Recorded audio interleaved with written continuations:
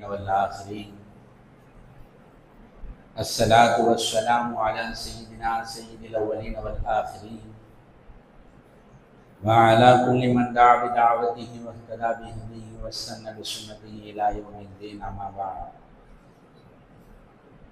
قال الله تعالى في المحكم التنزيل والفرقان المجيد بعد أعوذ بالله من الشيطان الرجيم بسم الله الرحمن الرحيم لن تنالوا البر حتى تنفقوا مما تحبون صدق الله مولانا العظيم. கண்ணியத்திற்கும் பெருமதிப்பிற்கும் உரிய அல்லாஹ் தஆலாவின் நல்லடியார்களே,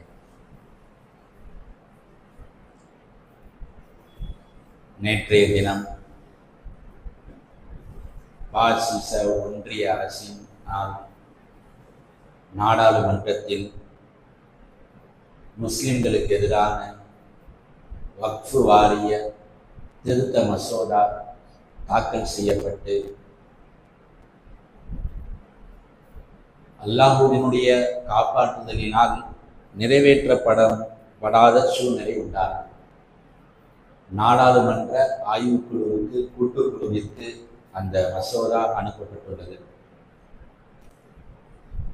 மத்திய அரசின் கூட்டணியில் இருக்கக்கூடிய கட்சிகளே அவர்களுக்கு சாதகமாக வாக்களிக்காத நிலையில் தாக்கல் செய்யப்பட்ட மசோதா நிறைவேறாமல் நிறுத்தி வைக்கப்பட்டுள்ளது.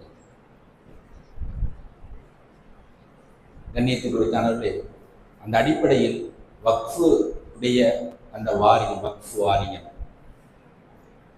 என்றால் என்ன? வக்ஃபு சொத்துகள் என்பது என்ன? அது சார்ந்து நம்ம முஸ்லிம்களாக வாழக்கூடிய நம்ம என்ன செய்ய வேண்டியது இருக்கு? இது சார்ந்த சில விஷயங்களை பார்க்கணும். கண்ணியத்துக்குரிய தானங்கள் அப்படிங்கிறது நபி ஸல்லல்லாஹு அலைஹி வஸல்லம் காலத்தில் 2 விதங்கள்ல பிரித்து காட்டப்படும். முதல்ல ஒரு தானம் இருக்கு,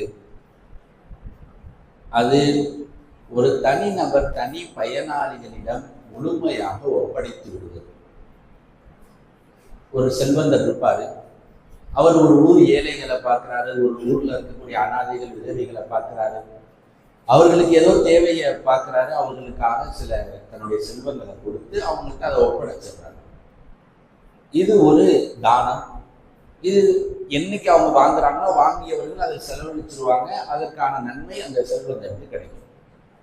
இது ஒரு தான அமைப்பு. ரெண்டாவது, அல்லாஹ்விற்காக பொது சொத்தாக தானத்தை உண்டாக்குதல். இவர் ஒரு நபர் தன்னுடைய தனி சொத்தை அல்லாஹ்விற்காக வக்ஃபு செய்கிறார். வக்ஃபு அப்படின்னு சொன்னாக்க அர்ப்பணித்தல் என்று அர்த்தம். வக்ஃபு வாரியம், வக்ஃபுன்னு சொல்லப்படுது. இந்த வக்ஃபுக்குடைய அர்த்தம் என்னங்க? அர்ப்பணித்தல். என்னுடைய சொத்தை இஸ்லாமிய சமுதாயத்திற்காக நான் அர்ப்பணிக்கிறேன். சரி, மற்ற தானத்துக்கும் இதுக்கும் என்ன வித்தியாசம்? கண்ணியத்து கொடுத்தாங்கல்ல, வக்ஃபாக ஒரு சொத்தை அர்ப்பணித்து விட்டால் அந்த அர்ப்பணிக்கப்பட்ட அந்த சொத்தை இனிமேல் யாரும் விற்கவும் முடியாது, வாங்கவும் முடியாது, அன்பளிப்பாக வழங்கவும் முடியாது. அந்த சொத்து அல்லாஹ்வின் பேராக வக்ஃபு செய்யப்பட்டுருச்சு. இனிமேல் கியாமத்து வரைக்கும் அது இதை சார்ந்த பொருத்தத்திற்காகவே உபயோகப்படுத்தப்படுமே தவிர விற்கப்படாது. ஒரு நிலத்தை அல்லாஹ்வுக்காக ஒருத்தர் வக்ஃபு செஞ்சுட்டார். அதுல எவ்வளவு விளைச்சல் உண்டாகுதோ, வருடம் வருடம் அதன் மூலியமா எவ்வளவு வருமானம் வருதோ, அந்த வருமானத்தை முஸ்லிம்களுடைய காரியங்கள்ல பயன்படுத்தலாம். ஆனால் எந்த சூழ்நிலையிலையும் அந்த நிலத்தை விற்கிறதுக்கு யாருக்கும் அனுமதி கிடையாது. ஒரு பள்ளிவாசலுக்காக ஒருத்தர் வக்ஃபு பண்ணிட்டாங்க. நீ வக்ஃபு அப்படிங்கிறது வெறும் பெரிய விஷயம் மட்டும் இல்லை. ஒரு கிதாபை வாங்கி, ஒரு குரானை வாங்கி பள்ளிவாசல வச்சாலும் இதுவும் வக்ஃபு தான். வக்ஃபுங்கிறது கட்டாயம் எழுதி தந்தா மட்டும்தான் வக்ஃபு கிடையாது. ஒருத்தர் எதார்த்தம் பள்ளிவாசலுக்கு ஒன்று செய்யணும்னு செஞ்சுட்டார், இது எல்லாம் வக்ஃபாக ஆயிடும். பள்ளிக்கு ஒருத்தர் குரானை வாங்கி வச்சுட்டாருன்னா இதை எடுத்துட்டு போறதுக்கு யாருக்கும் அனுமதி இல்லை. இதை எடுத்துட்டு போங்கன்னு சொல்றதுக்கும் யாருக்கும் உரிமை இல்லை. அந்த பள்ளியில் உள்ள தலைவரோ அந்த பள்ளியில் இருக்கக்கூடிய இமாமோ யாரும் பள்ளியில் இருக்கக்கூடிய ஒரு பொருளை நீங்க எடுத்துக்கங்க அப்படின்னு சொல்றதுக்கு தகுதி உடையவர்களாக ஆக மாட்டார்கள். அந்த பள்ளியில வக்ஃபு செய்யப்பட்டது கியாமத் வரைக்கும் அந்த வக்ஃபு தான். அதுவா அழிஞ்சா அழிய வேண்டுதான். பாதுகாக்கப்பட்டு அதன் மூலியமா வருமானங்கள் இருந்தால் அந்த வருமானங்களை முஸ்லிம்களுடைய வளர்ச்சிகளுக்காக பயன்படுத்த. கண்ணியத்துக்கு கொடுத்தானவர்களே, சஹாபாக்கள் காலத்திலிருந்து யதார்த்தமான சின்ன சின்ன தான தர்மங்கள் இருந்தது போன்று பெரும் பெரும் வக்ஃபுடைய அமைப்புகளும் உருவாக்கப்பட்டு இருந்துச்சு.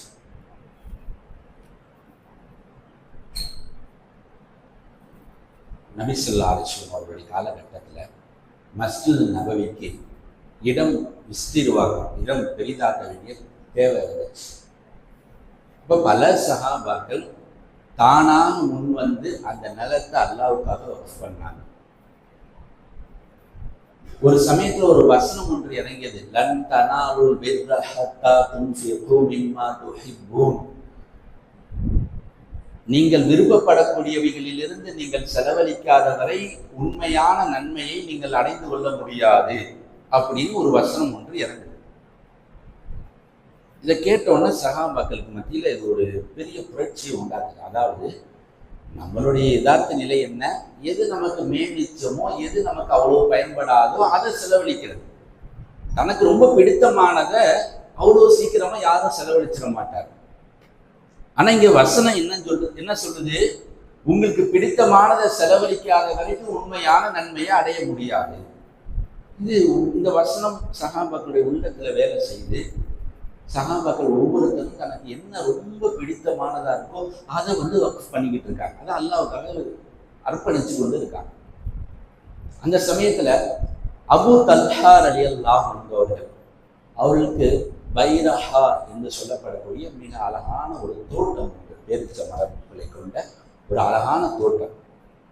அதுல ஒரு கிணறு ஒன்று இருந்துச்சு. அந்த கிணற்று நீர் மதீனத்து கிணற்று நீர்கள்லேயே ரொம்ப அற்புதமான நீர். அந்த நீர் நபி அவங்களுக்கு என்னைக்காவது ஒரு ஓய்வு, ஒரு ரிலாக்ஸ் ஆகணும் அப்படின்னா அந்த தோட்டத்துல போய் உட்கார்ந்து இருந்துட்டு வருவாங்க. அந்த கிணத்து தண்ணியை கொடுப்பாங்க. அவ்வளவு ரொம்ப அற்புதமான ஒரு தோட்டம் அந்த தோட்டம். இந்த அபூ தல்ஹா ரலியல்லாஹு அன்ஹுடைய வீடும் அந்த தோட்டத்துக்கு நடுவுல. இப்ப இந்த வசனம் இறங்குறத பாக்குறாங்க. பார்த்த உடனே அபூ தல்ஹா ரலியல்லாஹு அன்ஹு அவர்கள் நேரா நபி ஸல்லல்லாஹு அலைஹி வஸல்லம் வந்து சொன்னாங்க, யார் ரசூலல்லாஹ், எனக்கு ரொம்ப பிடித்தமானதுன்னா அந்த தோட்டம் தான். பிடித்தமானதை செலவழிச்சாதான் நன்மையை அடைய முடியும்னு ஆயத்து வந்திருக்கு. யார் ரசூலல்லாஹ், அந்த தோட்டத்தை நான் அல்லாஹ்வுடைய பாதையில நான் ஆக்கிட்டேன், அல்லாஹ்வுடைய பாதையில் நான் அர்ப்பணிச்சிட்டேன், அல்லாஹ்வுடைய பாதையில் நான் வக்ஃப் பண்ணிட்டேன் யார் ரசூலல்லாஹ் சொல்லிட்டு நேரா அபூ தல்ஹா ரலியல்லாஹு அன்ஹு தன்னுடைய வீட்டுக்கு போறாங்க. தோட்டத்துடைய வாசல்ல நிற்கிறாங்க. வாசல்ல நின்றுக்கிட்டு வீட்டுக்குள்ள இருக்கக்கூடிய மனைவி பிள்ளைகள்கிட்ட சத்தமிடுறாங்க, நான் இந்த தோட்டத்தை அல்லாஹ்வுடைய பாதையில வக்ஃப் பண்ணிட்டேன், அல்லாஹ்வுக்காக நான் அர்ப்பணிச்சிட்டேன், வாங்க, இங்கே நம்மளுடையது கிடையாது, நீங்க வெளியே வாங்க. அந்த வீட்டுக்குள்ள இருக்கக்கூடிய மனைவி பிள்ளைகளை கூப்பிடுறாங்க. அவங்க வெளியே வந்தாங்க. அப்படி வக்ஃபுங்கிறது அந்த அமைப்புகள் இருந்தது. இது மாதிரியாக பல்வேறு கட்டங்கள்ல ஒரு யூத பாதிரியார் இருந்தார். இஸ்லாத்தை ஏற்றுக்கொண்டார். உஹது போர்ல கலந்து கொள்றார். இஸ்லாத்தை ஏற்ற சில நாட்கள்ல உஹது போர்ல கலந்து கொள்றார். உஹது போர்ல கொலை குத்தப்படுகிறார். ஷஹீத் ஆகிறதுக்கு சில நேரங்களுக்கு முன்னாடி சொன்னாரு, மதீனாவில் எனக்கு 7 தோட்டங்கள் இருக்கு, 7 தோட்டத்தையும் நான் பெருமானாருக்காக கொடுத்துட்டேன் அப்படின்னு சொல்லிட்டு வஃபாத் ஆயிட்டார், ஷஹீதாக ஆயிட்டார். அந்த 7 தோட்டங்களையும் நபி ஸல்லல்லாஹு அலைஹி வஸல்லம் ஒரு முஸ்லிம்களுக்காக அர்ப்பணிச்சாங்க, முஸ்லிம்களுக்காக வக்ஃபாக ஆனாங்க. ஹஸரத் உமர் ரலியல்லாஹு அன்ஹு அவர்களுக்கு ஹைபர்ல ஒரு பெரிய நிலம் இருந்துச்சு. ஹைபர்ல வந்து யூதர்கள் வாழ்ந்த ஒரு பகுதி, மதீனாவில் தூரத்தில் இருக்கக்கூடிய ஒரு பகுதி. அது அந்த பகுதியில உமர் ரலியல்லாஹு அன்ஹுடைய சொத்தாக ஒரு பெரிய நிலம் இருந்துச்சு. ஒரு சமயத்தில் உமர் ரலியல்லாஹு அன்ஹு சொன்னா, யார் ரசூலல்லாஹ், என்கிட்ட இருக்கக்கூடிய சொத்துக்கள்லையே அதுதான் நான் சிறந்த சொத்தாக நினைக்கிறேன் யார் ரசூலல்லாஹ் அப்படின்னா. இப்போ நபி ஸல்லல்லாஹு அலைஹி வஸல்லம் சொன்னாங்க, அது அல்லாஹ்வுக்காக வக்ஃப் செஞ்சிருங்களேன். உமர் ரலியல்லாஹு அன்ஹு அந்த முன்னாடியே அது அல்லாஹ்வுக்காக வக்ஃப் பண்ணாங்க. கொடுத்தாங்க. இப்படி முன்னோர்களுக்கு அப்படி ஒரு வழிமுறை இருந்துச்சு. நம்மள்கிட்ட எப்படி சாதாரண சின்ன சின்ன தான தர்மங்கள் இருக்கு, வயநாடுடைய இந்த சூழ்நிலை சொல்லப்பட்டுச்சு, ஜமாக்காரர்கள் தாராளமா உதவி செஞ்சீங்க. இது மாதிரியான சின்ன சின்ன தான தர்மங்கள் எப்படி இருக்குதோ, இது பன்மடங்காக பெருக்கப்பட்ட நிலையில முன்னொரு காலத்துல இருந்துச்சு. அதனாலதான் ஒவ்வொரு ஊர்லயும் ஒரு பெரிய பள்ளிவாசல் ஒண்ணு இருக்கு, அங்கே போய் நம்மளால தொழுக முடியும். இன்னைக்கு ஒவ்வொரு பெரிய பெரிய நகரங்கள்லயும் பெரிய பெரிய பள்ளிவாசல்கள் கட்டப்பட்டிருக்கு. அன்னைக்கு யாராவது வக்ஃபு செய்யணும், நிலத்தை கொடுக்கணுங்கிற அந்த சிந்தனை இல்லைன்னா இன்னைக்கு எந்த ஊர்லயும் பள்ளிவாசல் இருக்காது. சென்னை ஒரு பெரிய மாநகரம், ஊருடைய மத்திய பகுதிகளில் பெரிய பெரிய பள்ளி இருக்கு. அந்த மாநகரத்துல அந்த பள்ளி இருக்கிற இடத்துல ஒரு சதுர அடி கூட எத்தனை கோடி கொடுத்தாலும் வாங்க முடியாது. எவ்வளவு பணம் இருந்தாலும் ஒரு சதுர அடி விற்கிறதுக்கு அங்க யாரும் இல்லை. ஆனா ஒரு பெரிய பள்ளி இருக்கு, பெரிய கபர்ஸ்தான் இருக்கு. எப்படிங்க காசு ஆளு கொஞ்சம் போட்டு வாங்கினதா? இல்ல. அன்னைக்கு இருந்த அந்த நிலம் வைத்திருந்தவர்கள் அப்படியே மொத்தமா தானத்துக்கு வந்தாங்க, மொத்தமா வக்ஃப் செஞ்சாங்க. நீங்க எந்த ஊருக்கு போனாலும் பஸ் ஸ்டாண்ட்ல இறங்கிட்டு கண்டிப்பா ஒரு பள்ளி இருக்கும்பா, தொழுகலாம்பான்னு நினைக்கிறோமே. இப்படி எப்படிங்க நமக்கு சோதனை கிடைச்சிச்சு? இப்படி எப்படிங்க நமக்கு உரிமை கிடைச்சிச்சு? போனவொன்னா பஸ் ஸ்டாண்ட்ல இறங்குறது, எப்படியும் பள்ளி இருக்கும், தொழுதுக்கலாம். அங்கே லெட்டின் பாத்ரூம் இருக்கும், அங்கே குடிநீர் வசதி இருக்கும், அங்கே நாகத்தா தொழுகலாம், கொஞ்ச நேரம் ஓய்வு எடுக்கலாம். இந்த சுகத்தெல்லாம் எப்படி அனுபவிக்கிறோம்? யாரோ ஒருத்தர் வக்ஃப் செஞ்சுட்டு போனனால தன்னுடைய தாத்தா பாட்டிகள், தன்னுடைய மூதாதையர்கள் கொடுத்த சொத்தை நம்பரே அனுபவிச்சு, பிள்ளைகள் அனுபவிக்க வச்சு, பேர பிள்ளைகள் அனுபவிக்க வச்சு இப்படியே இருக்குங்கிற எண்ணத்தை மாட்டிக்கிட்டு முஸ்லிம்களுக்கு தேவைப்படும் கொடுத்ததுனாலதான் இன்னைக்கு பெரிய பெரிய நகரங்கள் எல்லாம் இஸ்லாமியர்களுக்கு பள்ளிவாசல்ங்கிறது இருக்கு. சரி, இது போன்ற வக்ஃபுகள் நம்ம கைக்கு வந்துருச்சு. இன்னைக்கு நம்மகிட்ட இருக்கிற அந்த வக்ஃபுகள்ங்கிறது ஏதோ கொஞ்சம் இல்லைங்க, சின்ன சின்ன பள்ளிகள் இல்லைங்க. நம்மகிட்ட இருக்கக்கூடிய வக்ஃபு சொத்தை வச்சு சொத்துடைய அளவுனா இந்திய திருநாட்டின் ஒரு வருடத்துடைய பட்ஜெட்ல எத்தனை கோடிகள் ஒதுக்கப்படுமோ அதை விட கூட. ஒரு நாட்டுக்கு பட்ஜெட் போடணும்னா எத்தனை கோடிகள், லட்சம் கோடிகள் வேண்டும். அதை விட இன்னைக்கு நம்மள்கிட்ட இருக்கக்கூடிய வக்ஃபுடைய அளவு கூட. இன்னும் விளங்க மாதிரி சொல்லணும்னா, இந்தியாவில் இருக்கக்கூடிய நிலங்கள்ல பெரும் பகுதி இந்திய இராணுவத்திட்ட இருக்கு. ஒரு நிலம்ங்கிறது அதிகமான நிலம் யார் தனிநபர்கிட்ட இருக்கு, அமைப்பிட்ட இருக்குன்னா இராணுவ அமைப்பிட்ட இருக்கு. இந்தியாவில் இருக்கக்கூடிய அதிகமான நிலங்கள் யாருடையது? இந்திய இராணுவத்துடையது. சரி, ஒன்று. அடுத்த கட்டத்துல யார் இருக்கா? இந்திய ரயில்வே துறைக்கு இந்தியாவில் இருக்கக்கூடிய நிலங்கள்ல அதிகமானதுல 2வது இடத்துல இருக்காங்க.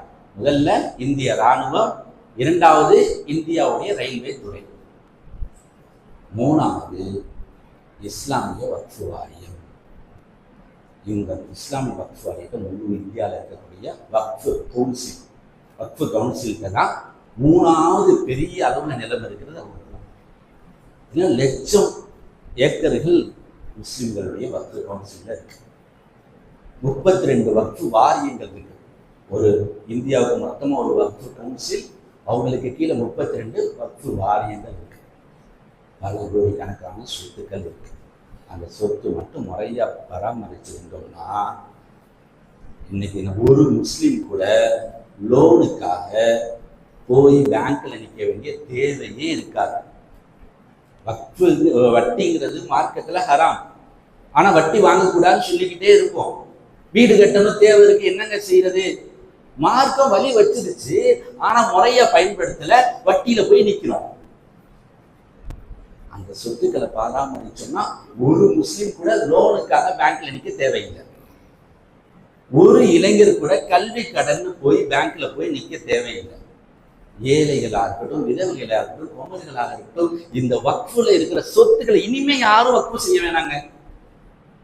இருக்கிற சொத்தை மட்டும் அபகரிக்காம இருந்திருந்தா, ஒவ்வொருத்தனும் என்னடா நம்ம திம்போம் அப்படிங்கிற அந்த பிணந்திண்ணி தனத்துல இல்லாம இருந்திருந்தா இன்னைக்கு முஸ்லிம்கள் கஷ்டப்படவே தேவையில்லை. இருக்கக்கூடிய முஸ்லிம்கள் யாரெல்லாம் அங்கு வக்ஃபு வாரியங்கள்ல அதிகாரிகளாக இருந்தாங்களோ தன்னால முடிஞ்ச அளவுக்கு திங்க முயற்சி பண்ணாங்க. பிணந்திங்கிறத்தனமா திண்டார்கள், அபகரித்துக் கொண்டே இருந்தார்கள். மூடி மூடி மூடி ஒவ்வொன்றையும் மூடி அபகரிச்சது இன்னைக்கு அல்லாஹ் என்ன ஆக்கிட்டான்? அநீதிக்கு தண்டனை அநீதி. முஸ்லிம் அதிகாரிகள் நீங்க நீதமா இருக்கலையில இப்ப பாருங்க மாற்றார்கள் வந்து உங்களுடைய சொத்துக்களை தின்பார்கள்.